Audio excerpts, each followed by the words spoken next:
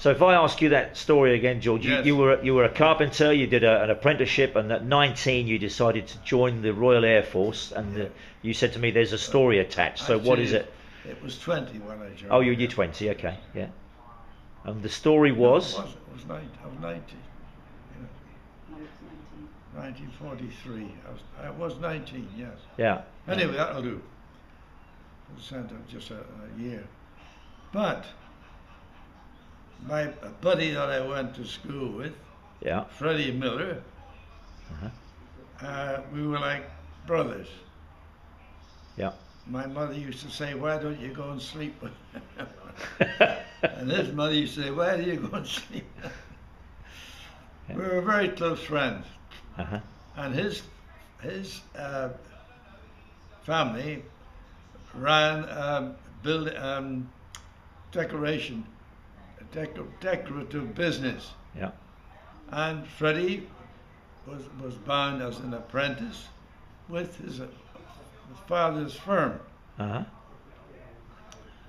Now, when the war broke out, I was 16, Yeah. and we were going to join up. We were going to fight the war. But he could, because he was a bound apprentice with his own company, but I couldn't. I was a bound apprentice with another company. Uh-huh. And I had to do 5 years. Now, Freddie went over to Canada and got his wings. Uh-huh. I had to catch him up. Well, so Freddie joined the RAF or the Air Force That's as well. right. Yeah. He joined the Air Force, yes. Yeah. And came back with his wings.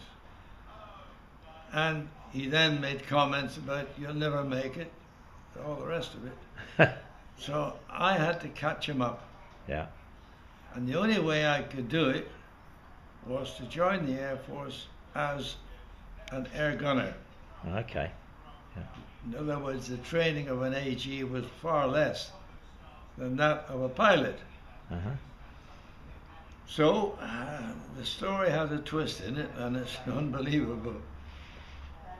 I then joined the Air Force, and I had to pass by 2 AVMs Okay. to make certain, that's an Air Vice Marshal, to make certain that I wanted to be a gunner Yeah. and not follow on a pilot's course over to Canada. Yeah. So because his surname was Miller and mine was Manuel, the box that our mail was in was the same box, Yeah. which comes in later. But I finished training and went with a crew on a bomber squadron, satellite bomber squadron, Carrington 166, at near 10 miles from Grimsby in Lincolnshire. Yeah. And I did 25 operations over Germany and also partly France after D-Day. Uh-huh. I then, when I'd finished my tour, I became an instructor Yeah. at an air base that was training others coming through the various stages. Uh-huh. And I was then a warrant officer first class. Yeah. And I had been awarded the Distinguished Flying Medal, which I'll come back to. I had then in charge of a section of that training squadron. And one day, I heard a voice. Well, I was in bed at the time, and I heard a voice. I said, "I know that voice. That's Freddie Miller." I gets up and goes outside, and there is Freddie Miller with his motorcycle and sidecar. And he said, "Hello." I said, "What are you doing here, Freddie?" And he said, my crew are here, we're passing through. I fixed it so that whatever he did, I was going to be there. Yeah. And at that stage, how long had it been since you'd seen him? Oh, well over 2 years. Oh, so it was a nice reunion for you. It was a gap. And what he said to me then was, he knew it was me because of the mailbox. Yeah. Because at the end of every my name was DFM, Yeah. Distinguished Flying Medal, Uh-huh. in large print, as you can imagine. He said he knew then it was me, but he didn't come to see me, quite by accident the way it happened. So I said to my flying chief, we used to operate as a team, the captain and the tail gunner. Yeah. Because when the aircraft came under attack in the dark, which is what it's going to be, we never flew in daylight, we flew at night. The tail gunner instructed the pilot what to do. Uh-huh. I mean, he couldn't see what's coming up his backside. And that way, this happened to me on my bomber squadron on the 31st of March 1944, when we were attacking Nuremberg. Yeah.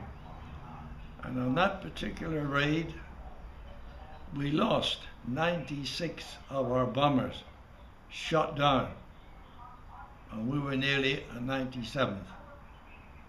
The one that attacked me, I spotted him just in time, but he hit me with 2 cannon and 4 machine gun tracers right through my legs. How the hell I didn't lose my legs, I don't know. So the bullets actually went through your leg. Yeah. That's right, and into the aircraft and set us on fire. Uh-huh. And we were going down in flames, and I said to myself, Georgie boy, you ain't going to see your 22nd birthday. So you were only 21 at this time. 21, yeah. Yeah. And I then said, please God help me. Uh-huh. And he did. The routine which I'd practiced many, many times when under attack like this Yeah. suddenly manifested itself. And everything I did then, I'd been trained to do. But to get out of the turret, down the chute, through a fire tunnel, Uh-huh. where I got very badly burned in my face, Yeah.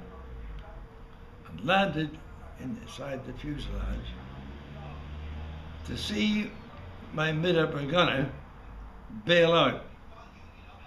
So he jumped ship. He bailed out, yes.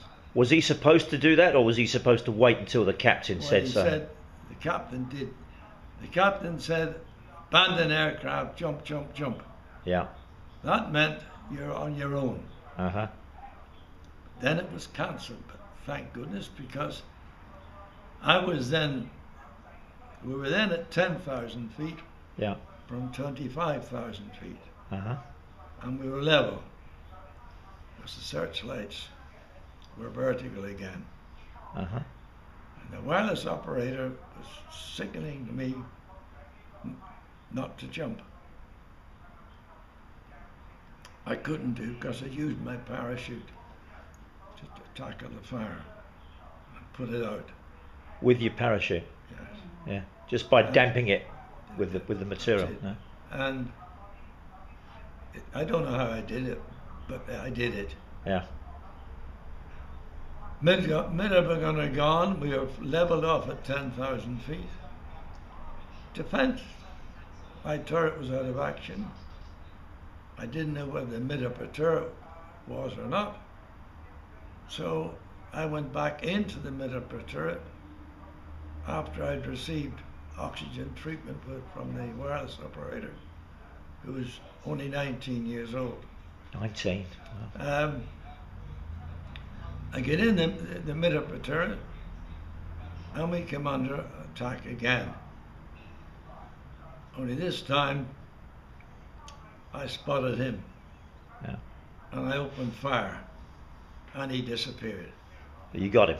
He didn't want to engage someone who had spotted him, so he pissed off. That was it. Oh, so you didn't manage to shoot him down? No. No. Next thing I knew was we were back in England. I didn't know we were at that precise time. Did you black out at all when you were on the way back, or you? No, we didn't. The return journey was, other than that one attack, was okay. Yeah. Anyway, we landed. I've got photographs of all of the damage that was done to the aircraft. Yeah. And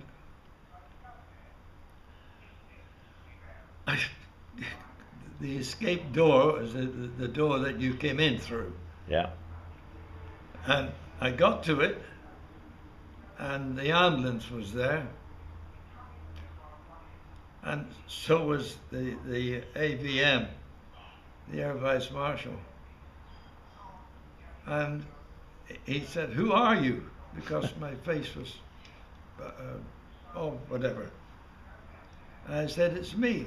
"Yeah, get in." The AVM used to come on the squadron quite a lot. Yeah. And because I'd had then 3 combats and survived, I was very, very lucky indeed. And he got to know me.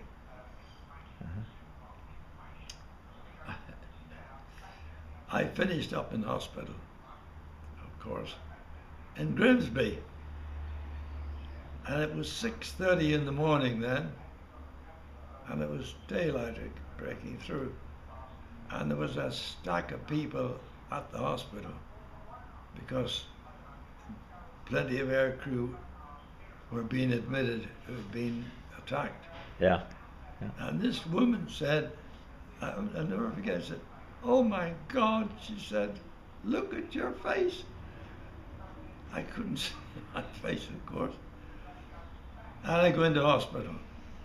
And then I'm shipped from there to a special burns hospital at Rossbean in Sleaford, which dealt with air crew and any military issue who had been burned, because you dipped yourself into, if you could, into the tank, so that any dressing you had, you took off yourself.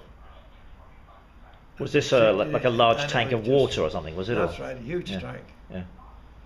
And I made a very, very quick recovery. And went back on my squadron. Can I stop there for a second? Yes. Is that okay?